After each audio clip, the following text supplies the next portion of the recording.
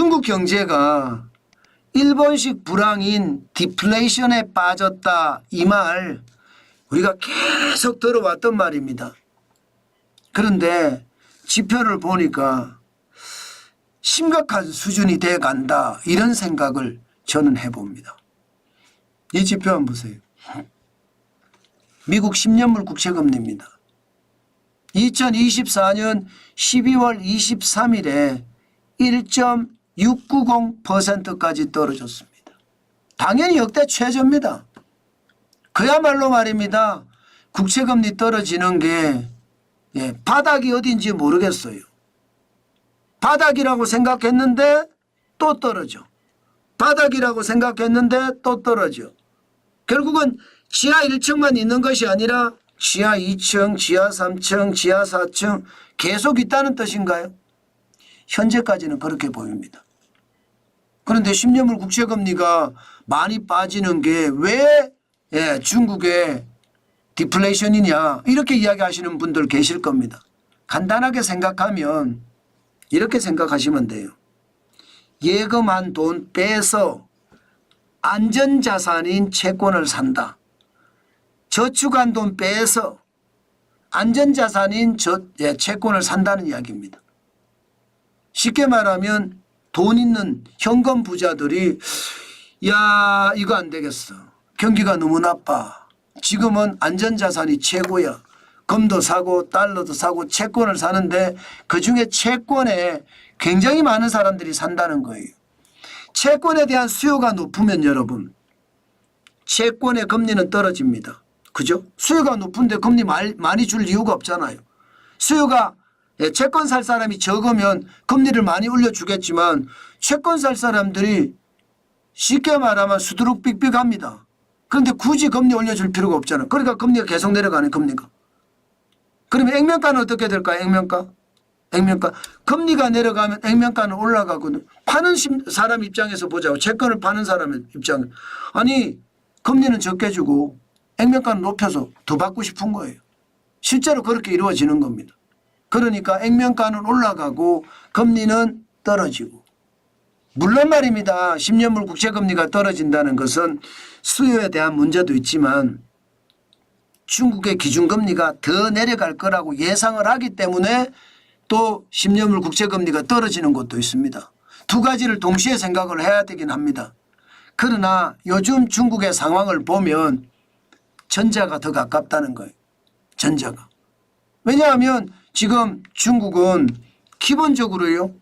금리를 내리지는 않아요. 12월에 중기 유동성 지원 창구도 지금 2%로 3개월 연속 동결시키고 있거든요.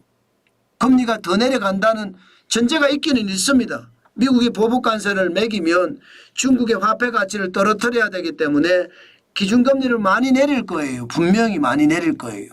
그렇지만 현재는 아니죠. 그럼 현재는 뭐냐? 현재는요. 예상보다 중국 경제가 안 돌아요. 2024년 11월 기준으로 보면 중국의 소매 판매 증가율은 3.0%입니다. 10월에 4.8%였잖아요. 중국은요 돈을 무지막지하게 뿌렸습니다. 그래서 4월에 4.8%가 올라가면서 소매 판매가 좋으니까 현장 경제가 돌아간다 이렇게 이야기해 왔어요. 그런데 11월에 3.0% 시장의 전망치보다 왕창 떨어지니까 이건 뭐야? 디플레이션에 빠지는 것 아니야? 이렇게 걱정을 하면서 채권 금리가 계속 빠지고 있는 겁니다. 여기에다가 여러분 지금 중국의 수입도 보십시오. 11월 달에 수입을 보면 마이너스 3.9%입니다. 수입이 준다는 것은 여러분 중국의 소비가 준다는 뜻이에요. 중국도 이게 많이 수입을 해가서 소비를 하거든요. 그런데 소비가 지금 줄었기 때문에 수입을 보십시오. 지난 2024년 8월에 0.5%예요. 늘어난 게. 9월에는 0.3%고요. 10월에는 마이너스 2.3%. 11월에는 마이너스 3.9%예요. 중국 경기가 안 좋다는 이야기잖아요. 계속 안 좋아진다는 이야기잖아요. 그러니까 중국이 결국은요. 일본식 불황이라고 하죠. 일본이 부동산이 폭락하면서 일본 경제를 잃어버린 10년, 잃어버린 20년, 잃어버린 30년으로 만들었잖아요. 지금 중국도 그렇게 된다는 거예요. 부동산이 폭락했잖아요. 지금 떨어지는 것을 보면 2023년 7월에 마이너스 0.1%까지 신규 주택 가격이 떨어졌습니다. 그러다가 10월에 가장 많이 떨어졌습니다. 2024년 10월 마이너스 5.9%. 11월에도 마이너스 5.7%예요.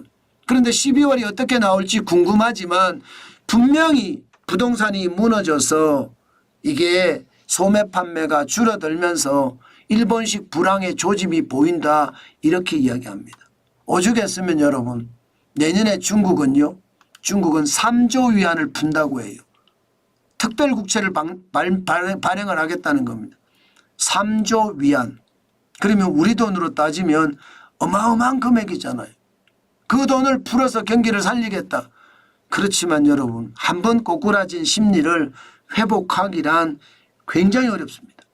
게다가 미국과 중국의 충돌은 결국 말입니다. 중국의 경제 성장률을 확 내릴 거예요. 지금 현재까지 2024년 중국의 경제 성장률은 정부가 목표치로 했던 5%는 어림없다예요. 결국은 4% 중반대 4.6%나 4.7%가 될 거라는 게 시장의 예측치고 투자은행들도 보면 JP모건이나 모건스탠리 UBS는 4.6%거든요. 노무라는 4.5%로 굉장히 낮고요. 시티그룹도 4.7%예요. 골드만삭스만 4.9%인데 아마 더 내리지 않을까 그렇게 예상을 하고요. 2024년 중국의 성장률은 결국은 5%가 무너져서 꼬꾸라진 거예요. 내년에도 중국 정부는 5% 목표를 하고 간다는데 어림없다고 봅니다. 4%도 무너질지도 모른다는 그런 전망이 나오잖아요.